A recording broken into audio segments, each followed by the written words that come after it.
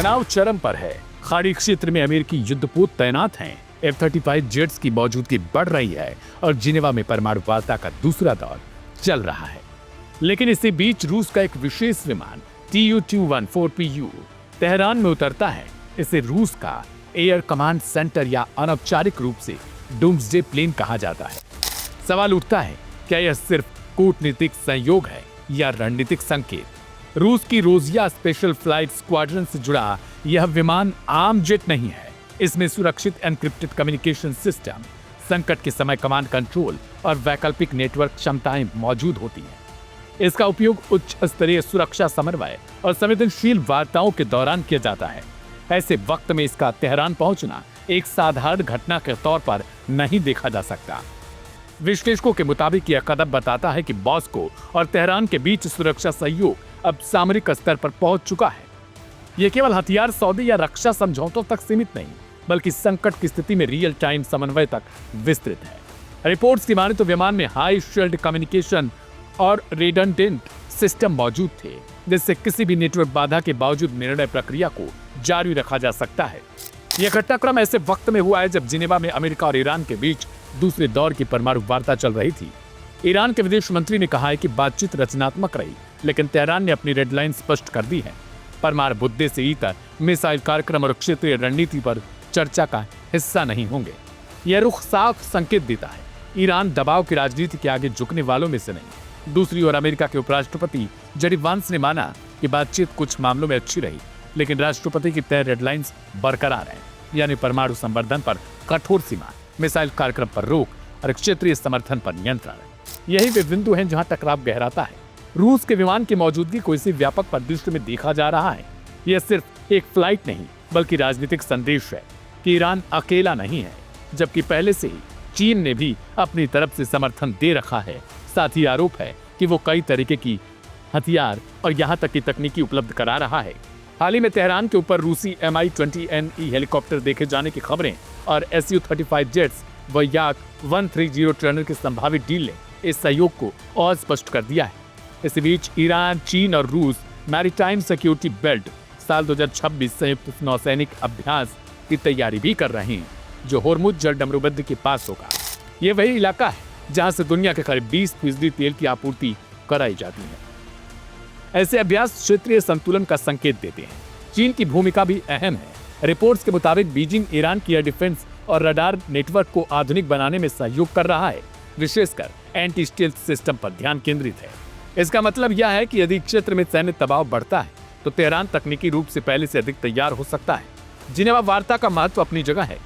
Oman की मध्यस्थता में हुई बैठक ने संवाद के दरवाजे खोले रखे हैं, लेकिन जब वार्ता के समानांतर सैन्य गतिविधियां तेज हों, तब कूटनीति और शक्ति प्रदर्शन एक साथ चल सकते हैं।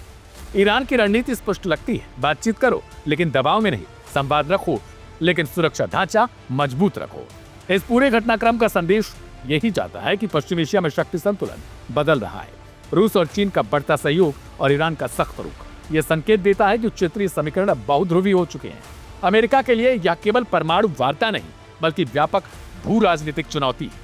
फिलहाल जिनेवा में बातचीत जारी है, लेकिन तेहरान ने स्पष्ट कर दिया, समझौता बराबरी पर होगा, झुकाव पर नहीं। आने वाले सप्ताह यह तय करेंगे कि यह शक्ति प्रदर्शन समझौते में बदलेगा या तनाव की नई रेखाएं खींच देगा।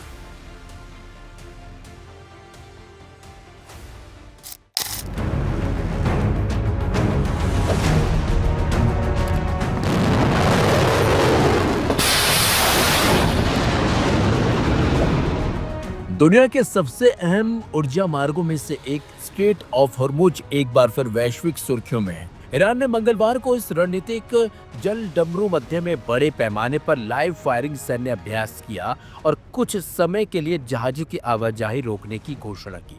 यही वह समय था जब जिनेवा में अमेरिका और ईरान के बीच परमाणु मुद्दे पर बातचीत भी चल रही थी। स्ट्रेट ऑफ हॉर्मुज फारस की खाड़ी को गल्फ ऑफ ओमान और अरब सागर से जोड़ता है। यह समुद्री मार्ग उत्तर में ईरान और दक्षिण में ओमान के बीच मौजूद है। इसकी सबसे संकीर्ण चौड़ाई लगभग 21 मील यानी 33-34 किलोमीटर है, लेकिन वैश्विक अर्थव्यवस्था के लिए इसकी अहमियत कहीं ज्यादा बड़ी है। दुनिया के कुल तेल सप्लाई का लगभग 20% हिस्सा इसी रास्ते से गुजरता है। हालिया आंकड़ों के मुताबिक प्रतिदिन करीब 20 मिलियन बैरल कच्चा तेल और पेट्रोलियम उत्पाद इस जल डमरू मध्य से होकर दुनिया के बाजारों तक पहुंचते हैं। ईरान लंबे समय से कहता आ रहा है कि अगर उस पर हमला हुआ तो वह स्ट्रेट ऑफ हॉर्मुज को बंद कर सकता है। मंगलवार की लाइव फायरिंग ड्रिल को विश्लेषक इसी संदेश के रूप में देख रहे हैं कि तेहरान के पास न सिर्फ क्षमता है बल्कि वह उसे प्रदर्शित करने को भी तैयार है। ईरानी सरकार मीडिया के मुताबिक तट और अंदरूनी इलाकों से दागी गई मिसाइलों ने जल डमरू मध्य में अपने निर्धारित लक्ष्यों को भेदा। यह पहली बार बताया जा रहा है कि ईरान ने औपचारिक रूप से स्ट्रेट ऑफ हॉर्मुज को बंद करने की घोषणा की। हालांकि कुछ हफ्ते पहले भी वहां लाइव फायर ड्रिल हुई थी, लेकिन तब आवाजाही रोकने का ऐलान नहीं किया गया था। इसी बीच जिनेवा में अमेरिका और ईरान के बीच परमाणु कार्यक्रम को लेकर वार्ता का एक और दौर लगभग 3 घंटे तक चला।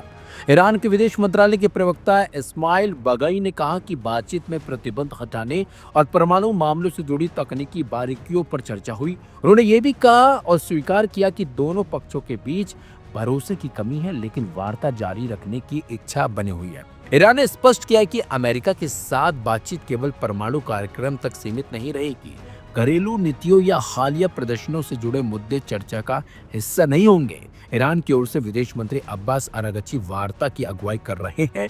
जिनेवा में अंतर्राष्ट्रीय परमाणु ऊर्जा एजेंसी के प्रमुख से मुलाकात के बाद अरागची ने कहा कि ईरान एक बराबरी और सम्मानजनक समझौते के लिए तैयार है, लेकिन धमकियों के आगे झुकना स्वीकार नहीं करेगा। दूसरी तरफ अमेरिकी राष्ट्रपति डोनाल्ड ट्रंप ने बार बार चेतावनी दी कि अगर ईरान ने अपने परमाणु कार्यक्रम पर रोक नहीं लगाई तो कठोर कदम उठाए जा सकते हैं। एयरफोर्स वन में पत्रकारों से बातचीत के दौरान ट्रंप ने कहा कि उन्हें लगता है कि ईरान समझौता करना चाहता है और वे अप्रत्यक्ष रूप से वार्ता में शामिल हो सकते हैं। इस समांतर घटनाक्रम में एक और बातचीत और दूसरी ओर सैन्य शक्ति प्रदर्शन को विशेषज्ञ कूटनीतिक दबाव की रणनीति के रूप में देख रहे हैं। हॉर्मुज में किसी भी तरह की अस्थिरता से वैश्विक तेल बाजार प्रभावित हो सकता है, जिससे ऊर्जा कीमतों में उछाल और अंतर्राष्ट्रीय तनाव बढ़ सकता है। सवाल यह है कि क्या जिनेवा की बातचीत से कोई ठोस समझौता निकल पाएगा या फिर हॉर्मुज की सैन्य गतिविधियां आने वाले समय में और बड़े टकराव का संकेत है। फिलहाल दुनिया की नजरें इस जल डमरू और वार्ता कक्ष के दोनों पर टिकी है।